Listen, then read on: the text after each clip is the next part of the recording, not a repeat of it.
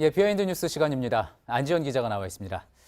안 기자, 첫 번째 키워드부터 볼까요? 네, 첫 키워드 단식 선후배입니다. 예, 단식 선후배. 앞서도 저희가 리포트에서 전해드렸지만 손학규 대표와 이정미 대표 모습이군요. 네, 맞습니다. 이 바른미래당 손학규 대표와 정의당 이정미 대표가 어제 오후부터 단식 농성에 들어갔습니다. 민주당과 한국당이 연동형 비례대표제 도입을 수용하지 않고 내년도 예산안 처리에 합의한 것을 규탄하면서입니다. 예, 키워드가 단식 선후배였는데 누가 선배고 누가 후배인 겁니까? 그런데 이 사이에 한 명이 오늘 등장했습니다. 바로 단식에서는 선배격인 한국당의 김성태 원내대표였는데요. 예. 두 대표가 단식하고 있는 로텐더홀을 방문해서 자신의 단식 경험을 이야기하면서 안타까움을 표시했는데요. 이 멘트 직접 들어보시죠. 예.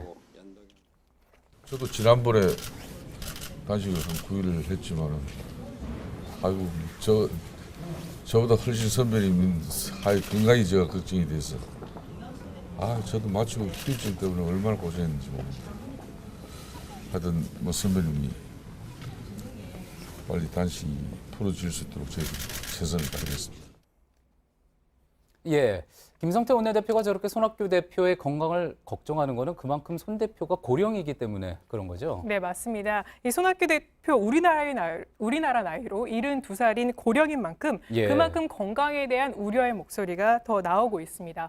하지만 온라인상에서는 이 손학규 징크스에 대한 이야기가 나오기도 했는데요. 그러니까 손 대표가 중요한 결심을 할 때마다 더 큰 일이 생겨 묻힌다는 의미인데 그래서 온라인상 반응을 보시면 이 손학규 대표가 단식한다는데 그러니까 김정은 위원장이 서울 답방을 발표하는 거 아니냐 이런 글이 올라오기도 했습니다. 예. 손학규 대표 본인이 뭐 그런 징크스를 가지고 소위 그 셀프 디스 영상을 뭐 만들어서 홍보하기도 하지 않았습니까? 게다가 지금 또 김정은 답방이 임박했다 이런 이야기들이 많이 나오고 있기 때문에 또 온라인상에서는 이런 이야기가 나올 수도 있겠군요. 자, 그런데 이제 야3당이 같이 요구를 하고 있는 게 이제 연동형 비례대표제.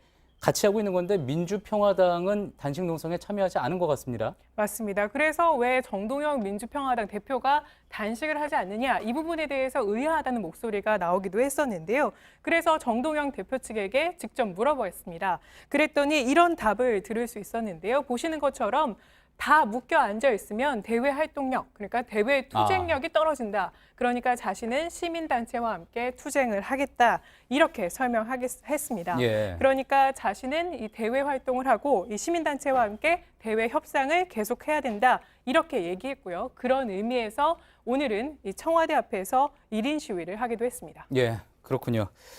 자, 아무튼 뭐 예산안이 통과된 후에도 이렇게 반발이 심하기 때문에 정치권의 진통은 계속될 것 예상해 볼 수 있을 것 같습니다.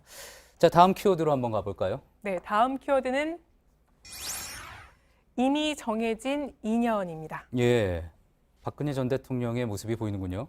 맞습니다. 이 박 전 대통령 국정농단 혐의 등에 대한 구속 만기일이 내년 4월로 점차 다가오고 있는 가운데 한국당에선 김무성 의원이 박 전 대통령 석방 결의안을 제안한 바 있습니다.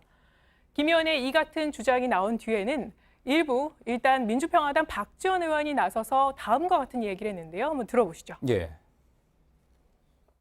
구속 만기가 내년 4월입니다.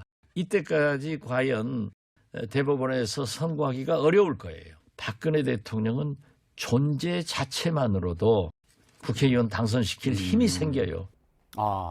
예, 그러니까 이제 국정농단 사건에 대해서 대법원 선고가 내년 4월 안에 나오지 않으면은 박근혜 전 대통령이 석방이 될 것이고 그렇다 그러면 선거를 앞두고 보수 진영의 어떤 새로운 구심점이 될 거다 이런 이야기를 이제 박지원 의원이 하고 있는 거군요. 맞습니다. 박 의원이 이런 얘기를 하면서 사실 석방 가능성에 대한 이야기가 온라인상에도 굉장히 많이 나왔는데요.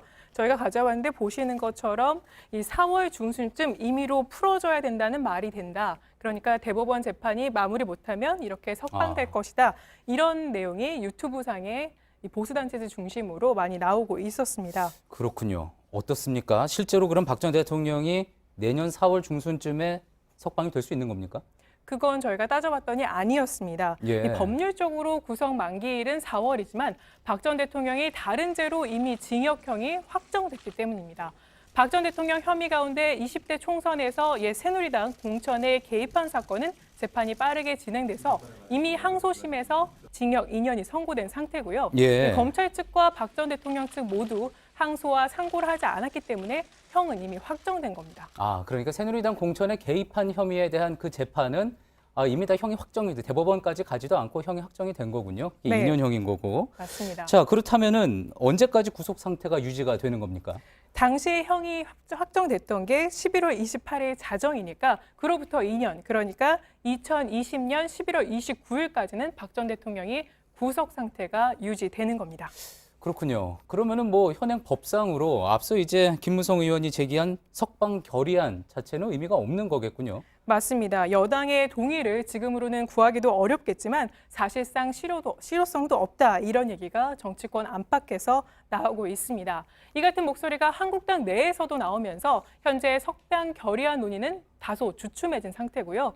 그 대신 사면이나 형 집행정지 촉구를 추진해야 된다, 이런 목소리가 나오지만 아시는 것처럼 사면과 형 집행정지 모두 국회의 고유 권한이 아니기 때문에 이 모두 가능성은 희박하다, 이런 얘기가 나오고 있습니다. 그렇군요. 잘 들었습니다. 비하인드 뉴스 안지연 기자였습니다.